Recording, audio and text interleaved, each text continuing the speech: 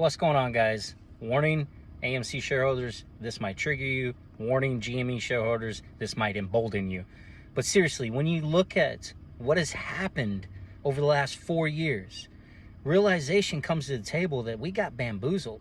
You know, the GME elitists and the different people that jumped in and said GME is the way and the only way, they kept pushing for that. AMC was a distraction. I mean, it's kind of the truth. AMC was always second fiddle, right? We knew everybody jumped on board and started piling into AMC because the share price was so cheap and GME was already starting its run. So people was secondary, right? But over that time period, you were taught, I was taught, that GM elitists were the bad people. Why are they attacking us? We're supposed to be one and the same, or we're supposed to be from the same basket. It was always a war. It was like sister and brother, right? GME against AMC, AMC against GME. But they always were telling you that GME was better. They were always talking about Ryan Cohen. But here's the thing, I'm sure you know, if you're not aware, Ryan Cohen just bought 500,000 shares of GME, equivalent to $10 million. Now, if you guys pull the records, you're going to see that he just, in one single purchase, bought more shares than pretty much, more value in shares than pretty much is held by AMC insiders. Crazy, right? And if you know, how many shares has Adam... Let's play a quiz. Let's play a game. Answer in the comments. How many shares has Adam Aaron bought, or any executive that you can think of in AMC since 2020? How many shares have they officially bought with their own money? Ryan Cohen, on the other hand, has bought how many shares? Dude's up to 36 million shares in GME, 8.7%, or however much it is. Don't quote me on that, but what I read. But how many has Adam bought? Yeah, big fat 0, right? And if he believes in the direction of AMC so much, he believes in what's going to happen with AMC and what he's going to do, because he's responsible.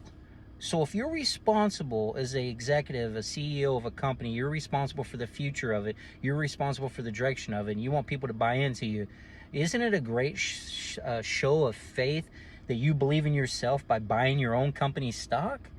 Well, see, Adam's been gifted it or earned it through bonus and incentives, which is kind of crazy because they incentivize themselves. If you go look at the incentivization of how they get those shares, AMC went to rock bottom because of the COVID, right? Of course, it's going to continue to start to recover, but how much money has Adam Aaron paid himself over a period of time since 2020? Over 130 million that we know of. And how much has Ryan Cohen paid himself? You ever think about that? So when you look at that picture, the GME elitists were right the entire time. The CEO has taken GME and got it out of debt. I mean, it's got hardly any debt. It has now what, over $6 billion access to money. It's about to invest a ton into crypto. It actually is turning a profit because of all the money that it has, right? So his dilution was what Adam called smart dilution. Adam's dilution was basically just saving the company from death spiraling. But unfortunately, it keeps going, and he had to keep diluting and selling AMC stock at really low prices, 66 cents when he sold the Ape shares. Every time he sold AMC stock, it was at the bottom number. Like, it never added up. That's one of my biggest problems with him. He devalued my company. He devalued our company, our shares, right?